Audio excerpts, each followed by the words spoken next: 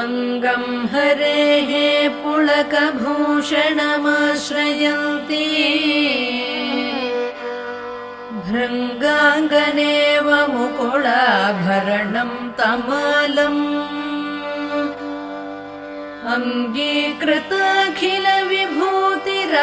अङ्गीकृताखिलविभूतिरपाङ्गलीला माङ्गल्यदास्तु मम मङ्गलदेवतायाः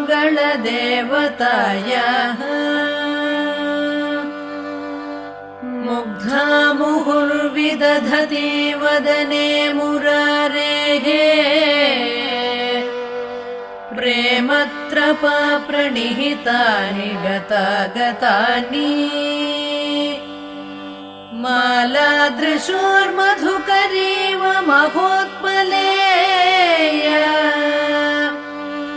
सा मे श्रियं दिशतु सागरसम्भवायाः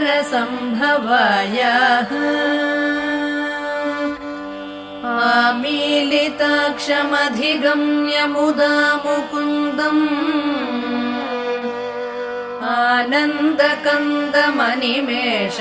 आनन्दकन्दमनिमेषमनङ्गतन्त्रम्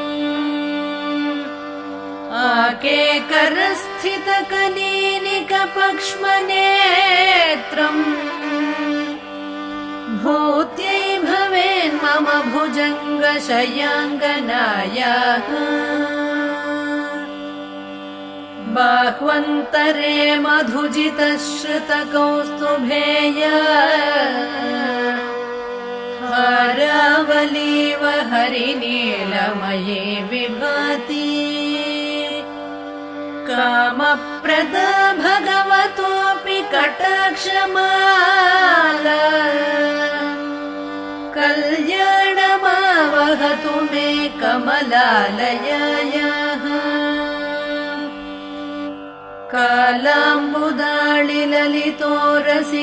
कालाम्बुदाळिललितोरसिकैटभारेः धाराधरे स्फुरति या तटिदङ्गनेव मातुः समस्तजगतां महनीयमूर्तिः भद्राणि मे दिशतु भार्गवनन्दनायाः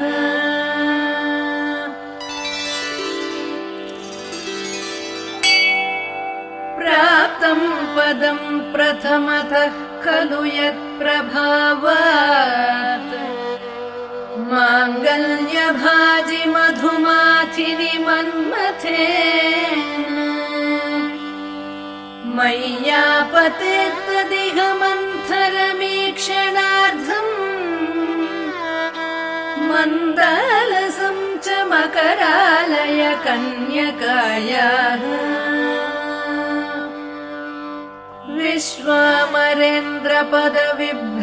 विश्वामरेन्द्रपदविभ्रमदानदक्षम् आनन्दहेतुरधिकं मुरविद्विषोऽपि ईशन्निषीदतु मयि क्षणमीक्षणार्धम् इन्दीवरोदर सहोदरमिन्दिरायाः इष्टाविशिष्टमतयोऽपि यया दयार्द्र दृष्ट्या त्रिविष्टपपदं सुलभं लभन्ते दृष्टिः प्रहृष्टकमलोदरदीप्तिरिष्टा पुष्टिं कृषीष्ट मम पुष्करविष्टरायाः दद्यादयानुपवनो द्रविणाम्बुधारा अस्मिन्न किञ्चन विहङ्गशिशौ विषण्णे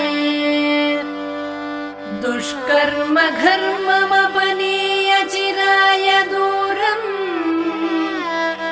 नारायण प्रणयिनी नयनाम्बुवः गीर्देवतेति गरुडध्वज सुन्दरीति शाकम्भरीति शशिशेखर वल्लभेति सृष्टिस्थितिप्रलयकेलिषु संस्थितायै तस्यै नमस्त्रिभुवनैकगुरोस्तरुण्यै।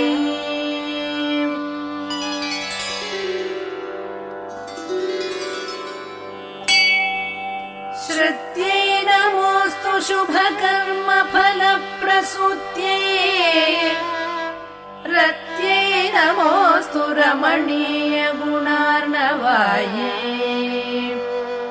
शक्त्यै नमोऽस्तु शतपत्रनिकेतनायै पुष्ट्यै नमोऽस्तु पुरुषोत्तमवल्लभायै नमोऽस्तु नाळीकनिभाननायै नमोऽस्तु दुग्धोदधिजन्मभूम्यै नमोऽस्तु सोमामृतसोदरायै नमोऽस्तु नारायणवल्लभायै नमोऽस्तु हेमाम्बुजपीठिकायै नमोऽस्तु भूमण्डलनायिकायै नमोऽस्तु देवादिदयापरायै नमोऽस्तु शार्ङ्गायुधवल्लभायै नमोऽस्तु देव्यै भृगुनन्दनायै नमोऽस्तु विष्णोरुरसिस्थितायै नमोऽस्तु लक्ष्मी कमलालयायै नमोऽस्तु दामोदरवल्लभायै नमोऽस्तु कान्त्यै कमलेक्षणायै नमोऽस्तु भूत्यै भुवनप्रसूत्यै नमोऽस्तु देवादिभिरर्चितायै नमोऽस्तु नन्दात्मजवल्लभायै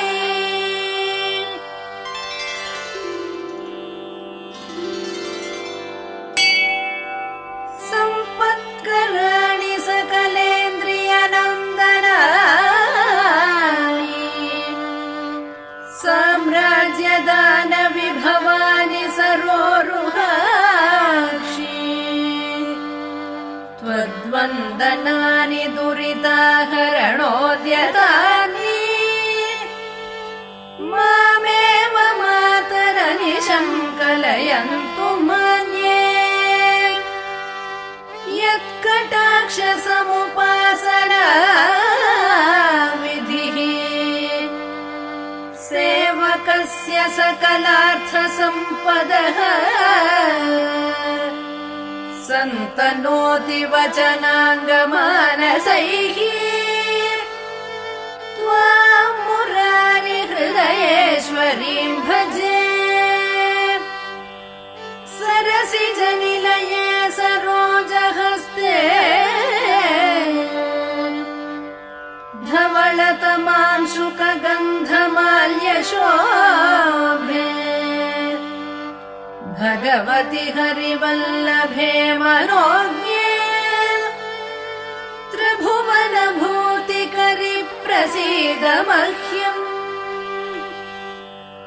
दिग्हस्तिभिः कनककुम्भमुखावसृष्ट स्वर्वाहिनी विमलचारुजलाप्लुताङ्गी प्रातर्नमामि जगतां जननीमशेष लोकाधिनाथ गृहिणीममृताब्धिपुत्री कमले कमलाक्षवल्लभे त्वम् करुणापूरतरङ्गितैरपाङ्गैः अवलोकय मामकिञ्चनानाम् प्रथमं पात्रमकृत्रिमं दयायाः